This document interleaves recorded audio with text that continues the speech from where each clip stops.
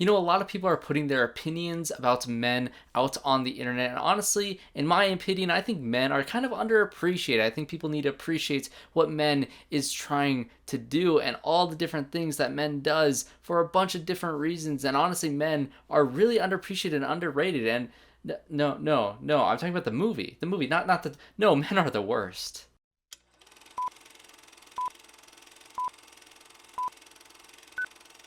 Hello everyone and welcome back to another video on the channel. Today we are going to be talking about the third film from the director Alex Garland called Men. This is his follow-up to Ex Machina and Annihilation, which are two films that I absolutely love. Of course, Ex Machina being one of my favorite sci-fi films of all time, especially probably my favorite sci-fi film about the idea of AI and what it means to be human. And of course, Annihilation is one of the most mind-bending trips of a movie that just was such an experience watching that for the first time. And it's just something that's a lot of filmmakers don't make swings like Alex Garland does, and now he's doing a film that's kind of stripped away the sci-fi and has gotten full psychological horror thriller starring Jessie, Buckley, and Rory Kinnear, and this movie is very much Alex Garland. And so I'm going to be talking about spoilers for this movie because there's a lot of crazy, just insane things that happened in the last 20 minutes of this movie that I really want to talk about and trying to dig into the themes of this movie after one watch. So that will be kind of a preface. I'm going to be talking about the themes that I caught first way around. There's probably some things that I missed, and if I do miss anything, make sure you guys comment down below what you think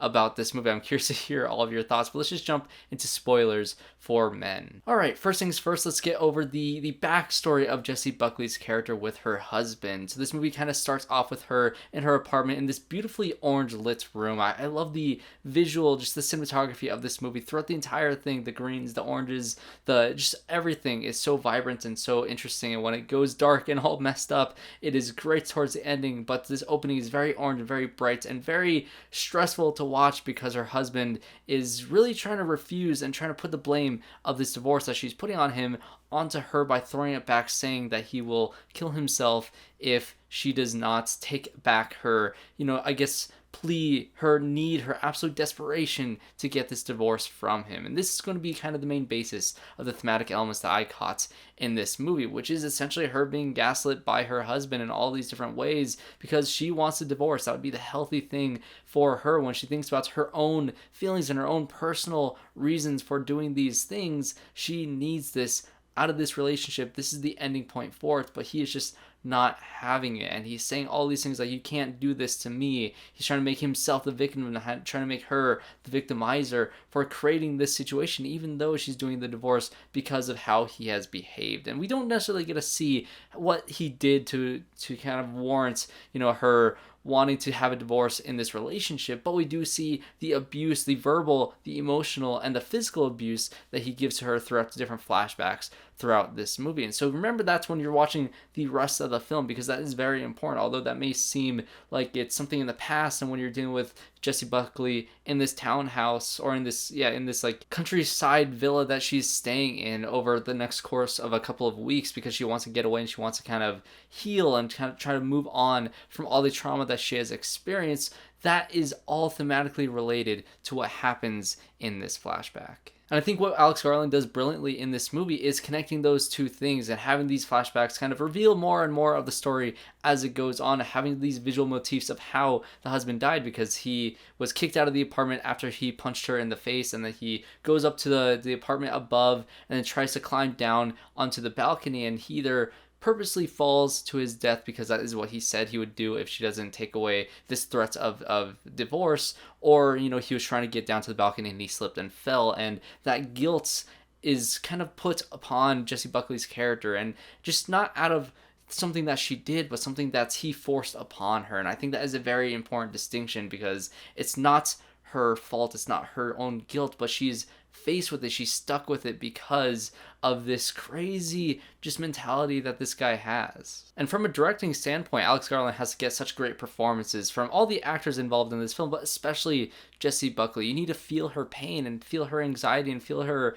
paranoia about all these situations that happen around her and how it pertains to this one single backstory, this one event that changed the entire course of her life and is, kind of the inciting incident to all this, and to her trying to escape into this peaceful, countryside. And all of this she can just not escape because of the men around her in this town. Played, the majority of them I think were played by Rory Kinnear. I think the cop was maybe not him.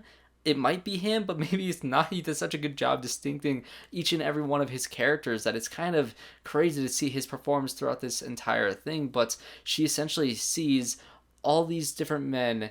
Each kind of represents a different aspect of that abuse that she suffered with her husband. I absolutely love the sequence where Jessie Buckley went out into the woods on this nice peaceful walk, and she finds this amazing, beautiful tunnel, and the location scouting, whoever found these locations, whoever, did all these things, production design, whatever it was that made all these beautiful locations as beautiful as they were, and the color correction, everything involved with making this film, the cinematography. This sequence was probably my favorite sequence in the movie because it was beautiful and it had a dark little twist to it. So she's, calling out these echoes into this tunnel, and she's making a beautiful song, and then all of a sudden she sees somebody at the end of the tunnel stand up and start like screeching at her and running towards her, and it turns this beautiful thing that she had all these sounds bouncing back at her in a beautiful way now turned into a dark and traumatic way. And that is the theme of this movie. All these men around her in this town, played by Rory Kinnear, are echoes of that abuse and pain that she dealt with her husband. And I think that is a brilliant way to showcase early in the movie this thematic and beautiful scene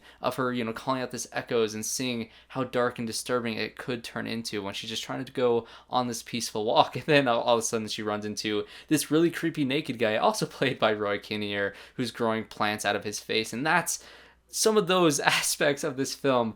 I don't quite have a thematic reasoning just yet. There's a lot of weird, almost cultish things that this guy is doing, these faith-based things when she goes to the church and seeing all these different, things, this like godlike statue that he's kind of mirroring when his face is growing to these plants. It's very, very strange. Please let me know what you guys think of that. But as the film progresses, it turns into a more straightforward, break-in house invasion thriller with Jessie Buckley alone in this house, trying to talk to her friend, trying to get her to come consult her because she is afraid, because she thinks she's being stalked by this weird, creepy, naked guy. And then all of a sudden the cop is showing up and is being all weird. And Roy Kinnear's character, his main one, I think his name was Geoffrey, he's starting to show up all over the place. And it's just like, it's a very tense break-in thriller that is very, very well made from a directing standpoint. Again, Alex Garland is a brilliant director. When he's doing these horror scenes of, this creepy naked guy creeping around the room and she's trying to get to the door and shut it, and all of a sudden his hand sticks through the mail slot, that scene actually made me jump. It was such a great exploration of how horror can show this paranoia in this character. When she goes out to the bar later on and she hears that they just let this guy go, and her fear and her panic and her worry is all just being ignored and brushed off onto the side by all these different people, not really caring about her problem. That is more an echo of all these things that she saw in her marriage, all these problems that she had with him, and how he's just brushing off on the side and ignoring it, and is pressuring her to just move on and ignore all these different problems. Again, that is the main thematic element that I caught that goes throughout this entire film. And once you get to the insane ending where, shit hits the fan, all these different Rory Kinnears are attacking her house, and she just does not know what to do. And there's some great, monologues from Rory Kinnear as this like priest character, and as, the younger boy version with the creepy, unsettling de-aging, CGI, which is very unsettling to see. And I think in that way that Uncanny Valley kind of worked for that aspect, because you are just kind of disturbed by the way he looks in general, but the things that he says is also very disturbing. And then all of a sudden their injuries start matching that of the husband when he fell and landed on that fence. She takes a knife and splits the guy's arm open. He breaks his ankle. He's all messed up. The blood is kind of mirroring both different versions. And then all of a sudden, towards the end of this movie, like I said, the last 20 minutes are insane.